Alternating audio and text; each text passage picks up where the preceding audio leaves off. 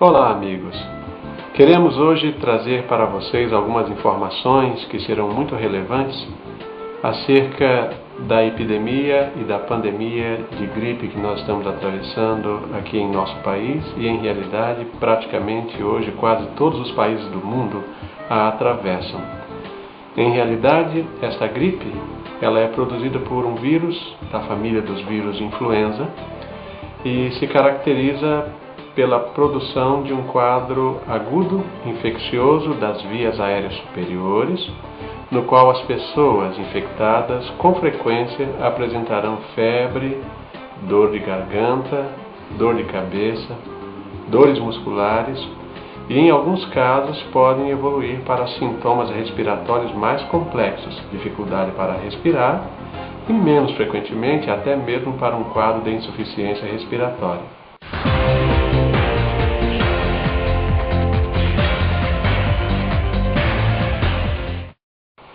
Existem algumas pessoas que estarão mais propensas a terem infecções mais complicadas pelo vírus influenza, o H1N1. E estes pacientes, especialmente, serão os pacientes do sexo feminino, as mulheres grávidas, as pessoas que tenham obesidade de forma muito importante e as pessoas que tenham doenças pulmonares ou doenças cardíacas ou doenças metabólicas como diabetes de forma subjacente. Estas pessoas são pessoas mais propensas a desenvolverem as complicações das infecções pelo vírus influenza. E existe este novo vírus, o influenza H1N1, que é um tipo novo de vírus que veio a infectar o ser humano depois de uma combinação com material genético obtido de vírus influenza que infectam as aves, os mamíferos e os próprios seres humanos, resultando em um vírus com uma constituição diferente. E este vírus, o H1N1, é o responsável pela pandemia que nós estamos vivendo neste momento. É importante ressaltar que a maioria dos pacientes que se infectam com o H1N1 não desenvolvem formas graves da doença. Cursarão com um quadro de gripe normal, como produzido pelo influenza sazonal, como nós chamamos. E é importante ressaltar que é importante as pessoas procurarem um médico assim que tenham sintomas de uma doença do trato respiratório de forma aguda, febre, tosse, dor de garganta, dores musculares, dor de cabeça, para tratar de esclarecer se isto é uma infecção caracterizada por um síndrome gripal ou se é uma infecção de outra etiologia que requeira, por exemplo, o uso de antibióticos.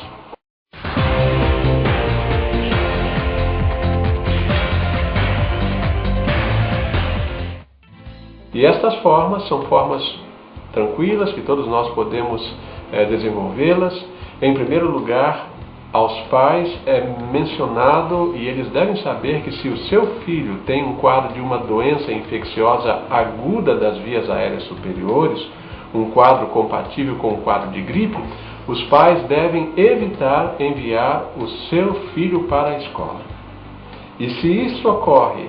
ou a escola detecta a presença de uma criança com sintomas do trato respiratório inferior que surgiram um quadro de gripe,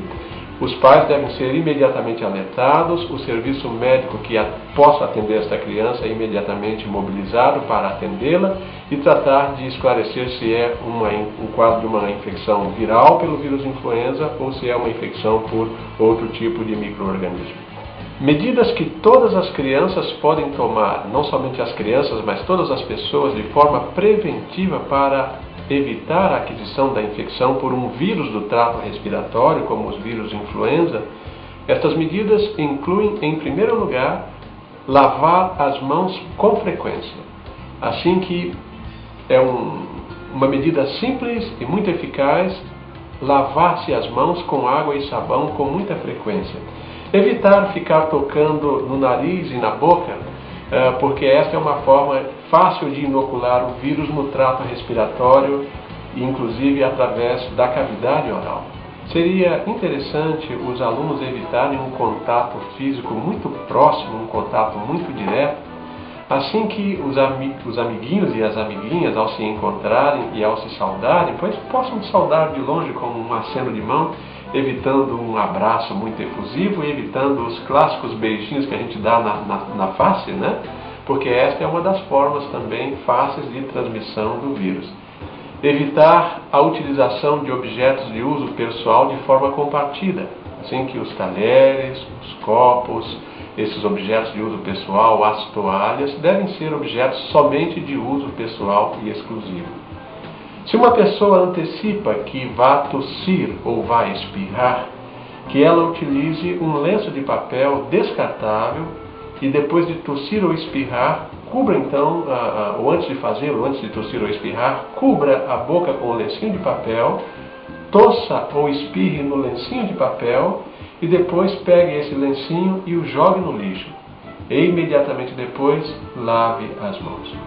Um detalhe importante é, na medida do possível, evitar estar em lugares de grande aglomeração, onde possam estar pessoas em espaço fechado que tenham infecção pelos vírus do trato respiratório e facilitando assim a aquisição destas infecções. Então, essas medidas são importantes. Por isso que em uma sala de aula, se existe uma criança com infecção do trato respiratório superior, esta criança deve ser colocada à parte dos demais coleguinhas até que os seus sintomas melhorem completamente, aí evitando assim que os coleguinhas possam compartilhar do mesmo agente etiológico e adquirir a mesma infecção. Estas medidas são medidas simples, mas são medidas eficazes que ajudam na prevenção da aquisição da infecção dos vírus que são transmissíveis pelas gotículas respiratórias. Em algumas situações poderá ser necessária a utilização de máscaras.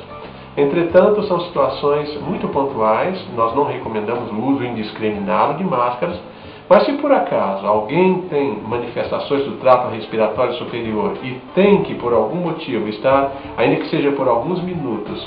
junto dos alunos, junto das crianças, essa pessoa deve utilizar uma máscara para evitar que as gotículas geradas quando tossa ou quando espirre possam ser inaladas pelas outras pessoas e as outras pessoas adquirirem assim a infecção. Medidas simples, mas que são eficazes até que nós disponhamos de uma vacina eficaz contra o vírus H1N1,